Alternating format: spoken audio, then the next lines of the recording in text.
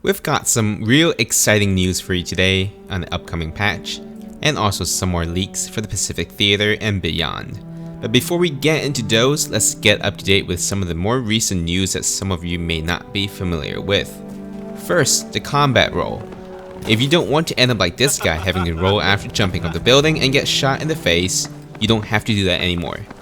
This update is live and you can manually control whether you want to roll or not. If you choose not to roll, you can trade the ability to control your character with more health loss from the drop.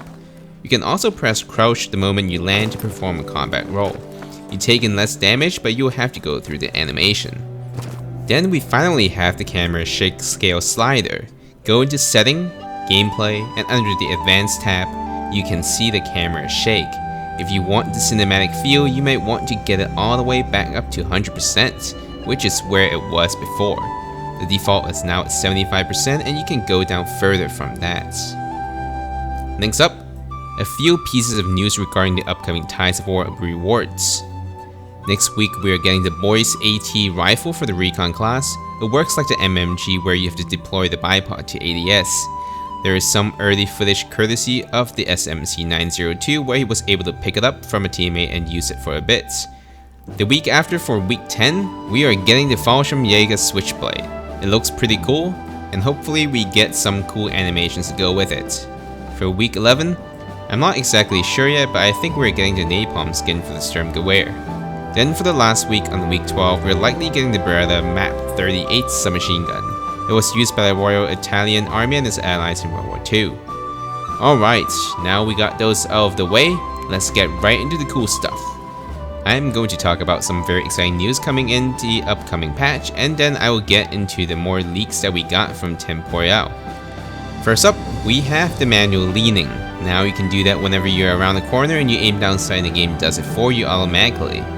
In the upcoming patch, you can control it with a keybind. You'll have to be in ADS mode and the movement speed will go down by half. For consoles, according to Florian and Dice, there will be two ways to make it work. For PlayStation, you can hold down R3 and use strafe to lean, either right or left. You can also switch it so that you can use L3 or R3 to do right and left lean.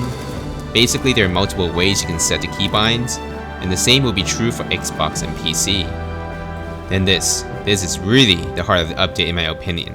If you remember Battlefield Hardline, the one that didn't do so well, yeah, that one.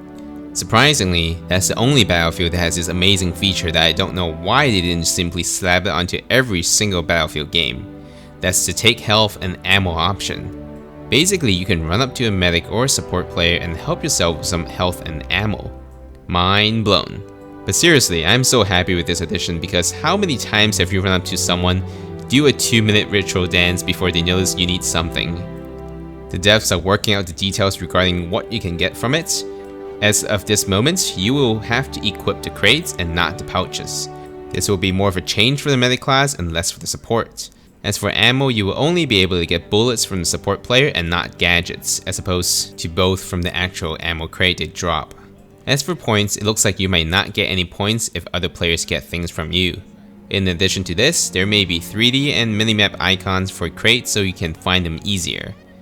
There are also some talks about how they might change the health or ammo crate system across the board, but no further details from that as of now.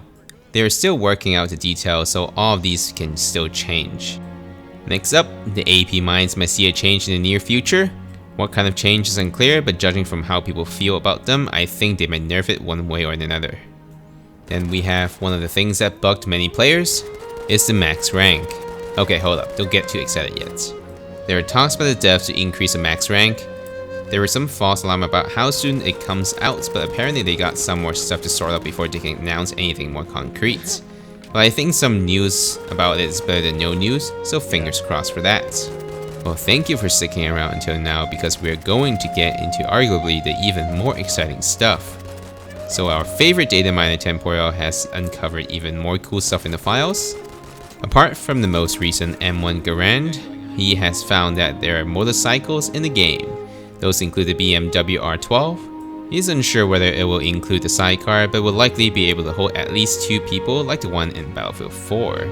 As for the British, there will be the Well bike, which was the smallest motorcycle ever used by the British forces.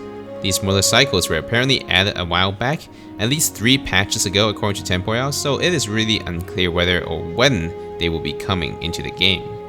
Then we got the Douglas S. Speedy Dauntless with the nickname Slow But Deadly derived from its initial. It was the United States Navy's main carrier-based scout plane and dive bomber. This plane was best remembered as a bomber that delivered the deadly blows to the Japanese carriers in the Battle of Midway. As for the weapons, there is some minor evidence that the M1A1 Thompson might be coming in the future. While this is true that the M1928A1 is already in the game, the M1A1 does use a 20 or 30 round mag instead of the 50 round drum. The bolts and the ejection ports are also located on the right side of the gun as opposed to the top on the M1928A1. That means the iron sight is going to be so much better to use on the M1A1 variants. Next up, I think a lot of you will be familiar with the Matson MG, but there are some indications that the short-barreled version of the Matson Mini might also be coming. Then we got a new feature called the War Photographer, which includes an old camera that you can find in single-player or combined arms mission that allow you to take pictures and even selfies. Well, heck, why not, you know? Apparently, you can also adjust the zoom, focus, filters, and aperture. You will be able to share these pictures afterwards, and if you win, you can win an RTX 2080 Ti. No, I'm just kidding. Alright. Moving on to the next one. Yes, my favorite. For the mildly OCD person like myself, this is going to be great. It appears that they are adding the Mark All As Seen button, so you don't have to click through all those little darn white dots. Yes. Alright, and if you didn't see my last video where I talked about the leaked M1 Garand and a few other German self-propelled artillery, here's the link above. And if you haven't seen my yet another video on the leaked American and Japanese vehicles coming this fall, like the Sherman tank, well, click the link above here now for more information. And that's it. Thank you for sticking around. Please consider liking, sharing, subscribing if you think this has earned it. You have a great day now, and I'll see you all again soon.